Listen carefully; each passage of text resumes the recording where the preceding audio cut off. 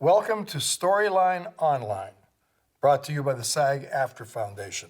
I'm Ed O'Neill, and today I'll be reading How I Learned Geography, written and illustrated by Uri Schulevitz. When war devastated the land, buildings crumbled to dust. Everything we had was lost, and we fled empty-handed.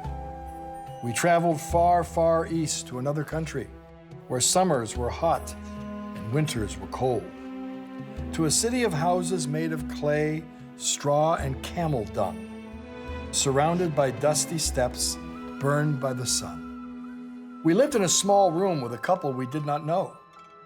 We slept on a dirt floor. I had no toys and no books. Worst of all, food was scarce. One day, Father went to the bazaar to buy bread.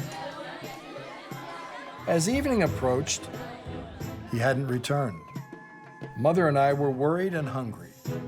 It was nearly dark when he came home. He carried a long roll of paper under his arm. "I bought a map," he announced triumphantly. "Where is the bread?" Mother asked. "I had enough money to buy only a tiny piece of bread, and we would still be hungry," he explained apologetically. "No supper tonight," Mother said bitterly. "We'll have the map instead." I was furious. I didn't think I would ever forgive him, and I went to bed hungry, while the couple we lived with ate their meager supper. The husband was a writer. He wrote in silence, but oh, how loudly he chewed. He chewed a small crust of bread with such enthusiasm, as if it were the most delicious morsel in the world. I envied him his bread and wished I were the one chewing it. I covered my head with my blanket so I would not hear him smacking his lips with such noisy delight. The next day, Father hung the map. It took up an entire wall. Our cheerless room was flooded with color.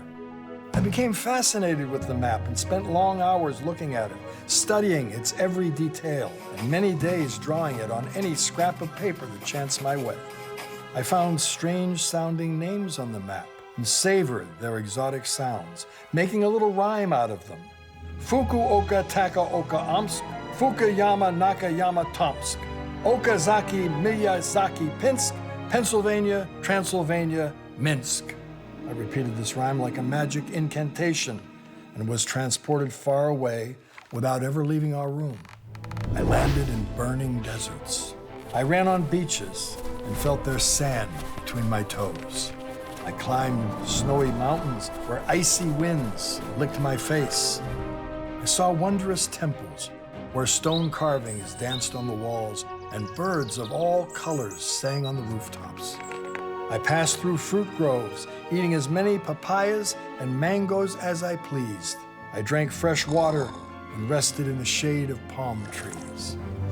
I came to a city of tall buildings and counted zillions of windows, falling asleep before I could finish. And so I spent enchanted hours far, far from our hunger and misery. I forgave my father. He was right after all. You know, I like this story because it took the boy out of his desperate situation to other worlds that he enjoyed so much more. It reminds me of when I was a boy of 12, I discovered an author by the name of Mark Twain, and the name of the book was Huckleberry Finn.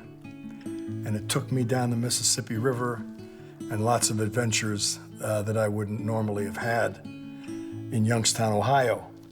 Reading can do that for you. It can take you to other worlds, other places, other experiences that you would never normally have. Thank you for watching Storyline Online. And don't forget to check out all of our stories. Keep watching and keep reading.